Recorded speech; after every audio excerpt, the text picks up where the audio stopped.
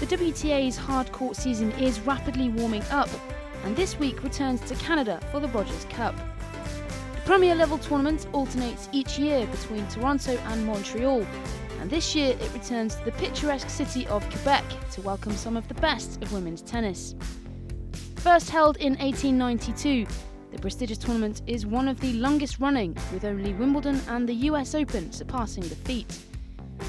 Great history brings with it great champions, as Angelique Kerber is the highest ranked seed after Serena Williams pulled out due to injury.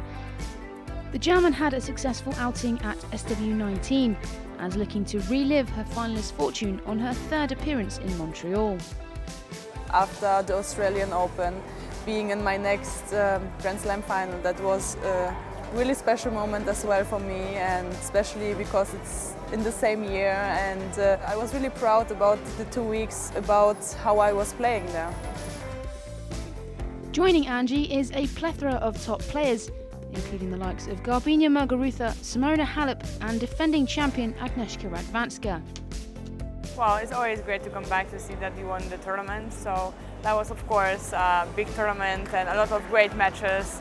Actually, the quarterfinals and semi-finals, I think the semi-finals was the best against Makarova. Those kind of matches I remember for a long time. So, you know, always good memories, and I'm very happy to be back here again. But the 2016 edition began with a dampener on proceedings, as rain continually interrupted opening day's play. Last month's Mallorca champion Caroline Garcia and Doha finalist Barbora Strycova opened up the Uniprix Stadium, but had to contend with no fewer than 7 rain delays. And it was Garcia who got off to the early break, some aggressive hitting finding the open spaces. 5 straight games, and she took the first 6-2 in just over half an hour. Aggressive tennis at its best there from Caroline Garcia. She's to take the first set 6-2 after 32 minutes. The rain soon followed though, with the players barely finding their seats before going off court again.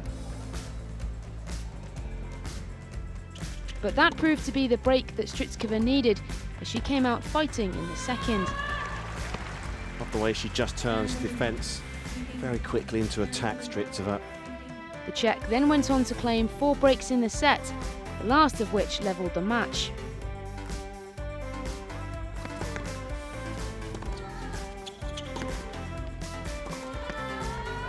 Nicely done on the forehand, opened up the court beautifully, Strycova. 2 hours of play, and it was Strycova now dominating the court and the scoreboard. Oh, what a backhand that is from Strycova. Sheer quality there from the 30-year-old. And for the third time this season, the Czech got the better of Garcia for a place in the second round against Venus Williams. 1 match point needed for Barbora Strycova to defeat Caroline Garcia, the wild card from France.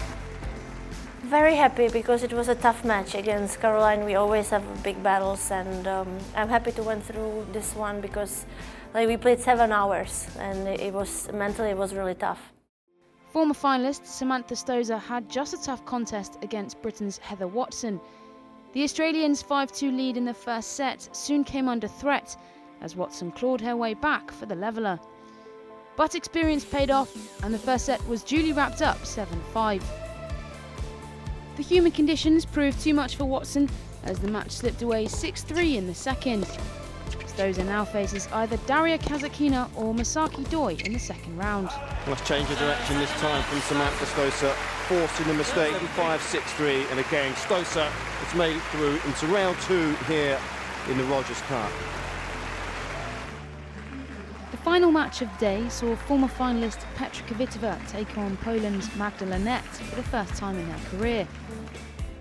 And the lack of meetings proved no problem for the world number 12 early on.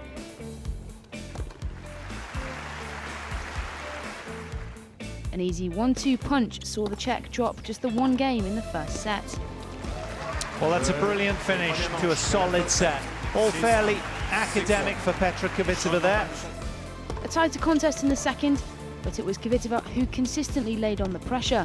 Thunderous strike. Look where the body weight's going as well. She's inside the baseline.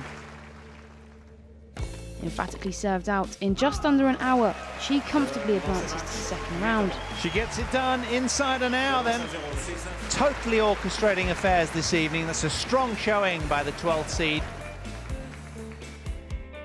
So as the night session drew to a close, tomorrow's action sees 3rd seed Garbiñe Muguruza and 5th seed Simona Halep take to the Canadian courts for the second day at the Rogers Cup Montreal.